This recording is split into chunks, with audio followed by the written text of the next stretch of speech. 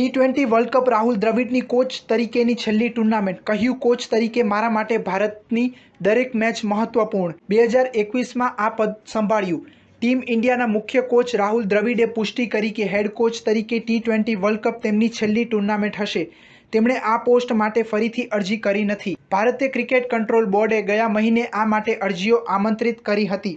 બીસીસીઆઈએ November 2021માં Rahul દ્રવિડને ભારતના મુખ્ય coach તરીકે નિયુક્ત કર્યા હતા. તેઓ હેડ કોચ બન્યા તેની પહેલા ટીમ ઇન્ડિયા ટી20 વર્લ્ડ કપના ગ્રુપ સ્ટેજમાંથી જ બહાર થઈ ગયા હતી. આ પછી તેમના વડપણ હેઠળ ટીમ 2022 ટી20 વર્લ્ડ કપમાં સેમીફાઇનલમાં પહોંચી હતી. 2023માં ઓડીઆઈ વર્લ્ડ કપ બાદ દ્રવિડનો કાર્યકાળ પૂરો થઈ ગયો હતો, પરંતુ ટીમ ઇન્ડિયા ફાઇનલમાં પહોંચવાને કારણે તેમનો કાર્યકાળ ટી20 વર્લ્ડ કપ સુધી લંબાવવામાં આવ્યો હતો. સોમવારે મીડિયા સાથે વાત કરતા દ્રવિડે કહ્યું, મેં મુખ્ય કોચ તરીકેના મારા કાર્યકાળની દરેક ક્ષણનો આનંદ માણ્યો છે.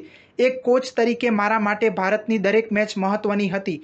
વર્લ્ડ કપ પણ અલગ નથી. મુખ્ય કોચ તરીકે આ મારી છેલ્લી ટૂર્નામેન્ટ છે.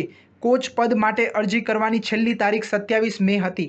દ્રવિડના કોચિંગ હેઠળ ટીમ ઇન્ડિયાને એકમાત્ર સફળતા 2023માં એશિયા કપમાં રૂપમાં મળી હતી. ભારતે યજમાન શ્રીલંકાને હરાવીને ટાઇટલ જીત્યું હતું. તેઓનો કાર્યકાળ અમેરિકા અને વેસ્ટ ઇન્ડિઝમાં યોજાનારા ટી20 વર્લ્ડ કપ પછી સમાપ્ત થશે.